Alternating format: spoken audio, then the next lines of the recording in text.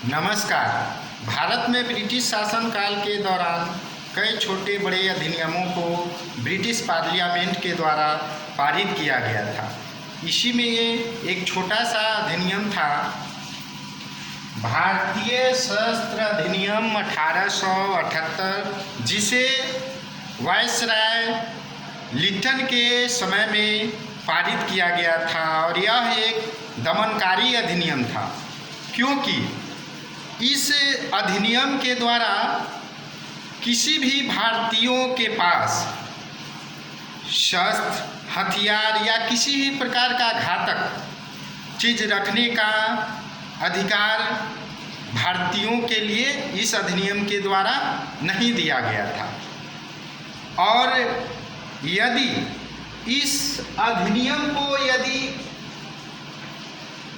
तोड़ा जाए तो उसके संदर्भ में किसी भी भारतीय को 3 वर्ष की सज़ा या जुर्माना या फिर दोनों दिया जाने का प्रावधान लाया गया। साथ ही साथ यदि इसका साक्ष्य छुपाने का प्रयास किया गया यदि किसी भारतीय द्वारा, तो उसे 7 वर्ष तक सज़ा दिए जाने का प्रावधान लाया गया। जबकि इस अधिनियम के द्वारा ब्रिटिश अधिकारियों और यूरोपियों को छूट प्रदान किया गया था। तो एक प्रकार से यह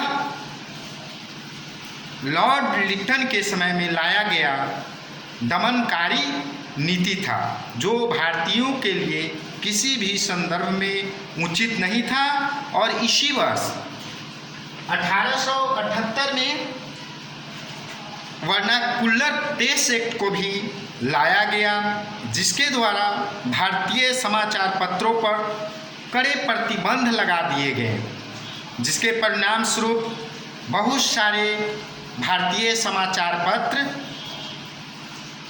कमज़ोर होने लगे, यहाँ तक कि समाप्ति के कगार पर भी आ गई। क्योंकि उनके लिए यह बात कही गई उन समाचार पत्रों के लिए कि वह अंग्रेजी में अपना समाचार पत्र का प्रकाशन कर सकते हैं, लेकिन भारतीय भाषाओं में समाचार पत्रों पर एक प्रकार से कड़े प्रतिबंध लगाया गया और यह भी लिटन के समय में लाया गया। तो इस प्रकार से इस वर्ष या इन वर्षों के समय काल में, लॉर्ड लिटन के समय काल में कड़े कड़े प्रतिबंध के आधार पर अधिनियमों को पारित कराया गया, जो ब्रिटिश पार्लियामेंट की उपज थी और भारतीयों के लिए एक दमनकारी नीति।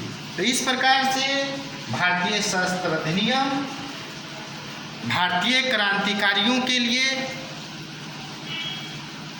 खतरनाक साबित हुआ।